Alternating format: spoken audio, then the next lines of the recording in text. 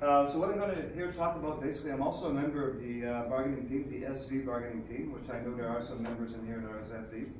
And I'm also part of the Common Issues Committee for the bargaining process. So I'm just going to talk a little bit about bargaining and see where we're at. So on the last time we met with the employer, we presented everything that we had to present from all the teams. So now they have everything that we have on our table.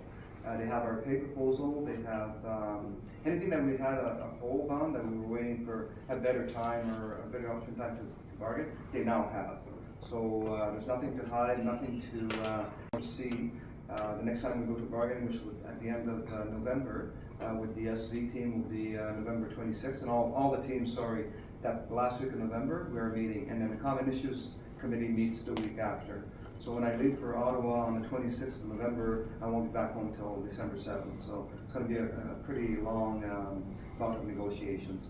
What we did is, as far as annual increase that we're looking for is 3.75 per year for a 3-year deal. That's our proposal to the employer. We haven't heard yet any response to any of that, to either our, the SV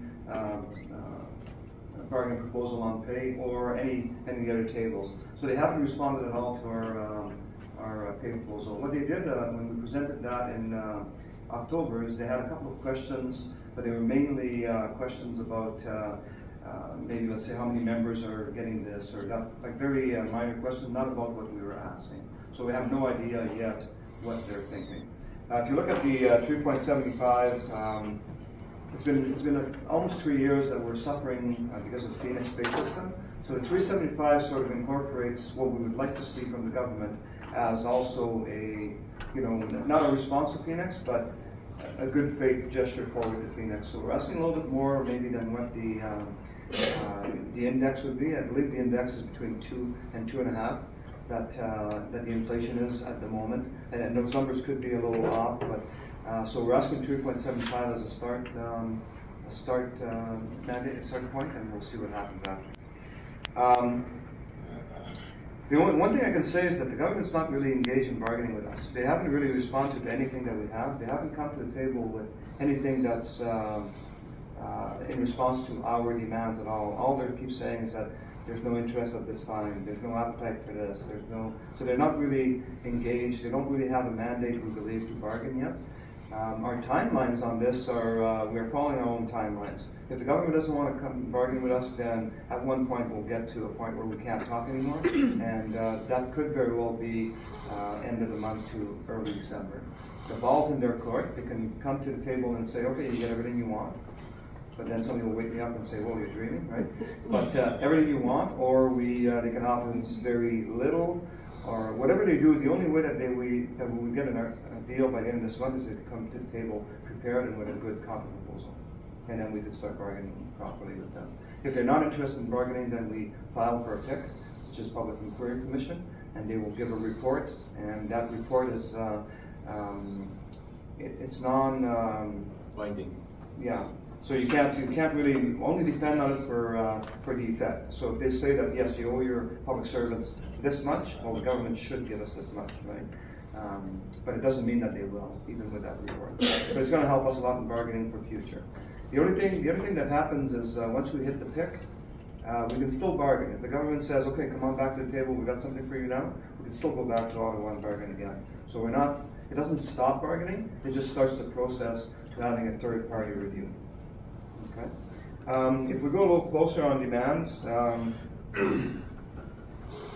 we'll look at the common demands. Basically the proposals reiterated that we're addressing workloads and reducing the use of temp agencies and precarious contract work, improving work-life balance like extended parental leave top-up from 37 weeks to 63 weeks now available. We're trying to close the wage gaps within with the private sector wherever they exist. So all our demands are crafted in that way. Any ED team members here? No? Okay. So we'll go right to PA. So PA, they're asking for a fair classification and wages. So they're asking for government to keep its promise on classification reform. It's been there for several rounds now where we're asking them to redo classification. And it's in our contract that they should do it. So I'm not sure if there's grievances going up at the top for that, but as far as I'm concerned, there should be. And I'm hoping there are, because when you do a timestamp on something, if they promise you something and it doesn't work, then it's grievable. If you grieve it, that timestamp stays, and then further down the road, as what happened with the pay equity, it could change a lot of lives in the future. So hopefully there is something like a grievance. They're seeking wage fairness with comparable workers and fair allowances for public safety responsibilities, compensation advisors and workers required to be able to speak Indigenous languages. Under work-life balance, they're asking for a fair workload for call center employees and parole officers. Also seeking breaks for breastfeeding employees, a contemporary definition of family, and more family-related leave. So that's the highlights of the PA group, and I can't go into detail in case because I don't have their notes in front of me. SV team, so addressing the wage gap. So the team is focused on ensuring that members are paid for their expertise at levels comparable to industry standard. So right now, many job classifications are paid less than private sector workers in similar skills across Canada. Issue has been the serious consequences for the government too, since our current pay levels make it harder for the government to recruit new workers. Example, the official reason given by government officials for going ahead in privatization of heating plants in the SNR region right now is that they can't attract enough people in the public sector. Well, of course they can't, because these guys are about 90% behind, we figured out last time, at the last round. And you've got a gap at a correction of 15%. So of course government can't attract anybody if they can't pay them properly. So we're trying to fix that at this round of bargaining. Also, anybody else, if you look at the, from the SV group, we had a pay study last time, and we are using the pay study to basically still using it this round to try to get the remainder. All we figured it gave us the last time is a down payment on what they owed us.